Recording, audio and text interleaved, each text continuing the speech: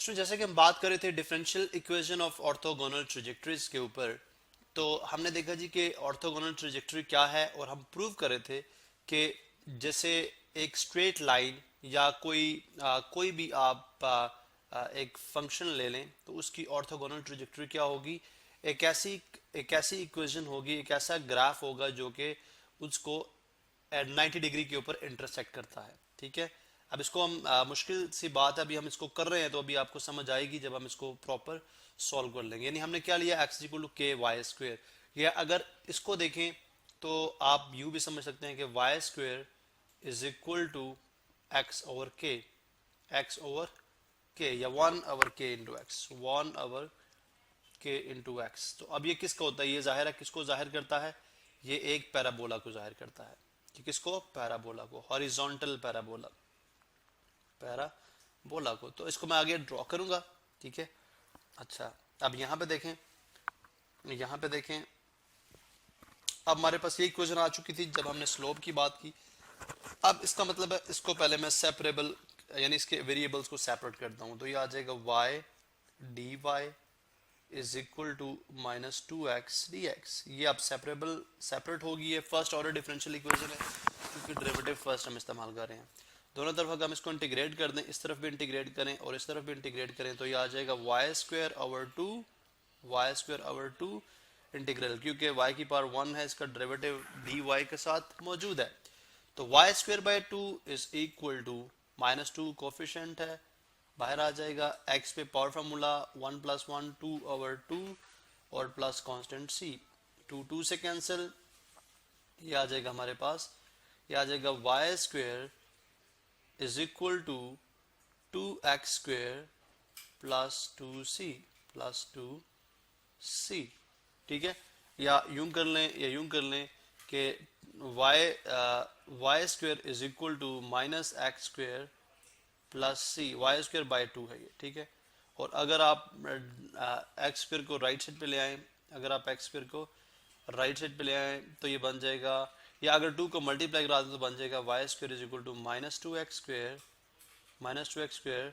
Plus two c, और अगर ये राइट साइड पे आ जाएगा तो आ जाएगा plus two x square plus Y square is equal to two C.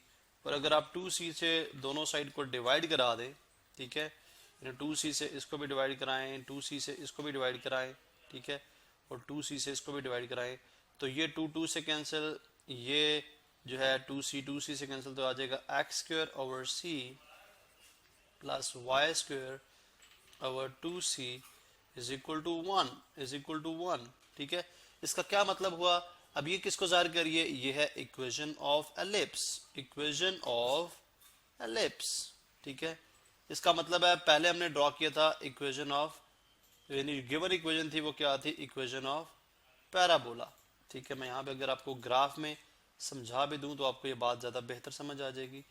Sorry, यहाँ पे इस तरह से वाई एक्सिस और ये मेरे पास एक्स एक्सिस, और अब अगर आप देखें तो हमारे पास इक्वेशन ऑफ पैराबोला क्या थी, Y square is equal to K, यानी one over K X, one over K X. अब के पॉजिटिव नेगेटिव होगा वो डिसाइड करेगा कि आपका पैराबोला जो है वो इस तरह से होगा।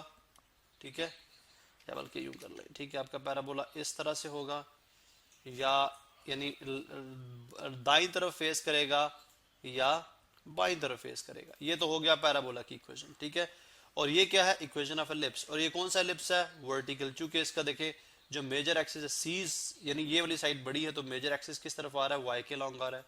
इसका मतलब है आप यूँ समझें कि अगर ये वाली साइड सी है, ठीक है, और ये वाली साइड टू सी है, टू सी है, तो इसका मतलब है कि ये हमारे पास यानी स्क्वायर रूट में आएगा। जाहिर है ये आप सीक स्क्वायर रूट इसके ऊपर भी डालेंगे और आप इसके ऊपर भी स्क्वायर और स्क्वायर रूट भी डालेंगे, तो समझे ये स्क्वायर रूट सी है, ये स्क्वायर रूट, ये प्लस स्क्वायर रूट सी है, ये माइनस स्क्वायर रूट सी है, और ये प्लस स्क्वायर रूट टू सी है, और ये माइनस स्क्वायर रूट टू सी है। तो अगर आप इसको ड्रॉ करेंगे, ठीक है, थोड़ा सा मैं प्रॉपर बना लेता हूँ इसको।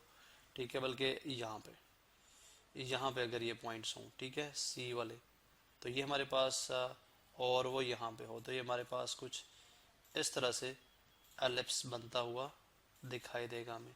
और अगर आप यहाँ पे इसकी फेसेस को देखें यहाँ पे, तो ये देखें, ये 90 डिग्रीज, ये 90 डिग्रीज, ठीक है, ये ना, क्योंकि मैं बाय हैंड ड्रॉ कर रहा हूँ, अगर आप इसको प्रॉपर ड्रॉ करेंगे पॉइंट्स वगैरह लेके तो आपको बिल्कुल एक्यूरेट मिलेगा। इसका मतलब है ये जो है, ये जो इक्वेशन है, ये ऑर्थोगोनल ट्रेजेक्टरी है इस इक्वेशन की, यानी इस कर्व की, ठीक है, और ये जो है ये ऑर्थोगोनल ट्रेजेक्टरी है इसकी। तो ये दोनों एक दूसरे की ऑर्थोगोनल ट्रेजेक्टरी है। मतलब कि अगर आप इसको इस्तेमाल करते हुए, अगर आप इस इक्वेशन को इस्तेमाल करते हुए इसकी ऑर्थोगोनल ट्रेजेक्टरी मालूम करेंगे तो आपके पास ये वाली कर्व आएगी। तो ये है जी कॉन्सेप्ट ऑर्थोगोनल ट्रेजेक्टरी का।